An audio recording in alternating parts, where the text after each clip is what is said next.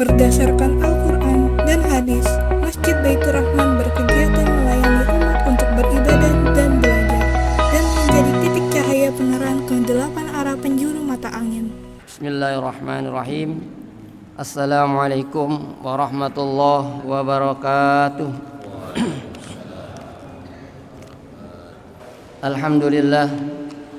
Alhamdulillahi rabbil alamin, ilahul awwalin wal akhirin. Asyhadu an la ilaha illallah al-alimul hakim, wa asyhadu anna sayyidana wa nabiyyana Muhammadan abduhu wa rasuluhu an-nabiyul amin. Allahumma salli wa sallim wa barik ala sayyidina Muhammadin wa ala alihi wa sahbihi ajma'in, amma ba'du. Puji syukur kehadirat Allah Subhanahu wa taala. Alhamdulillah, subuh ini sama-sama kita baru saja melaksanakan sholat subuh dengan berjamaah. Mudah-mudahan ibadah-ibadah kita senantiasa nanti diterima oleh Allah Subhanahu wa taala. Salawat dan salam kepada Nabi kita Muhammad sallallahu alaihi wasallam. Mudah-mudahan juga kita istiqomah mengikuti sunnah-sunnah Nabi, membaca salawat diantaranya, dengan harapan mudah-mudahan kita akan memperoleh bagian syafaatnya nanti, amin ya rabbal alamin. Yang kami hormati para pengurus Yayasan Masjid Baitur Rahman, bapak-bapak, ibu-ibu semuanya, alhamdulillah kajian kita pagi ini masih melanjutkan tentang keutamaan kita membaca surah Al-Ikhlas, Qul Hu. Bismillahirrahmanirrahim. Qala Rasulullah sallallahu alaihi wasallam, man qara'a qul huwallahu ahad hina yadkhula manzilahu nafatil faqru an ahli dzalikal manzili wa anil jirani. Siapa orang yang membaca surah Al-Ikhlas, qul huwallahu ahad, ketika mau masuk ke rumah. Jadi ada sunnah nih Pak. Jadi kalau kita mau pulang ke rumah, masuk ke rumah, selain kita ngucapin assalamualaikum, ada bacaannya surah Al-Ikhlas, Qul Hu. Enak ini, meringan ini mah. Jadi kalau kita habis assalamualaikum warahmatullahi sama orang rumah, ya udah kita buru-buru baca surah Al-Ikhlas, Qul huwallahu ahad sampai selesai. Ini ringan sih, kita ngomongnya gampang ini mah, prakteknya udah ini mah. Yang penting tahu aja dulu. Jadi kalau kita mau masuk rumah, sunnahnya kita membaca surah Al-Ikhlas. Nah kalau kita lazimin membaca surah Al-Ikhlas ketika mau masuk rumah, nafatil faqru an ahli zalikal manzil, maka dengan izin Allah itu rumah isinya selamat dari kepakiran. Nah, jadi penghuni rumah artinya yang memiliki rumah itu insya Allah selamat dari kepakiran, dari kesusahan. Ya susah gini Pak, dalam arti gini, orang susah itu bukan berarti rumahnya jelek, bukan. Orang senang itu bukan berarti rumahnya mewah, belum tentu juga. Jadi biar rumahnya sederhana, nanti kalau dia lazimin beribadah kepada Allah, salah satunya dengan membaca surah Al-Ikhlas, insya Allah itu rumah nanti isinya jadi bahagia. Insya Allah Pak ya. Jadi nggak ngelihat rumahnya, nanti rumahnya jelek nggak bahagia, belum tentu. Bisa jadi rumahnya ala kadarnya, tidurnya pulas itu orang, bahagia dia. Kenapa? Salah satunya dia kalau masuk baca surah Al-Ikhlas. Bukan hanya keluarganya itu yang rumah, tapi wa'anil jirani, tetangga-tetangganya juga dapat bagian Pak. Jadi tetangga kanan kiri kita tuh dapat kebagian, keberkahan orang yang membaca surah Al-Ikhlas ketika masuk ke rumah. Enak nih tetangga nih, dapat keberkahannya. Kalau kita beli durennya cuma satu, paling tetangga dapatnya wanginya doang. Durennya kagak dikasih. Siapa ini beli duren? Itu tetangga sebelah.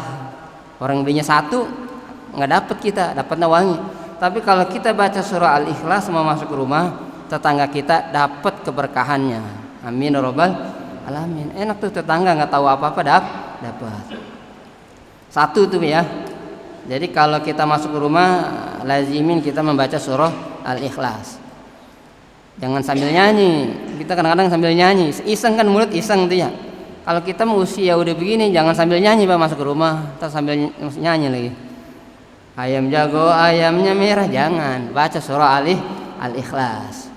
Wa minha qauluhu sallallahu alaihi wasallam, dan diantaranya riwayat lagi, man qara'a qul huwallahu ahad marratan, siapa orang baca qul huwallahu ahad sekali aja, sekali, burika alaihi, orang itu dapat keberkahan, dapat kebaikan. Bacanya satu tapi dia dapat kebaikan. Wa man qara'aha marrataini burika alaihi wa ala ahlihi, siapa orang baca 2 kali surah Al-Ikhlas, dianya juga dapat, yang baca keluarganya juga dapat. Enak nih Pak nih. Jadi kita nih kepala rumah tangga nih. Ya udah kita baca. Walaupun keluarga kita, istri kita, anak kita nggak baca, dapat kebagiannya. Kenapa? Kita kepala keluarganya baca. Enteng ini mah Pak, ya enteng. Amalan enteng ini mah.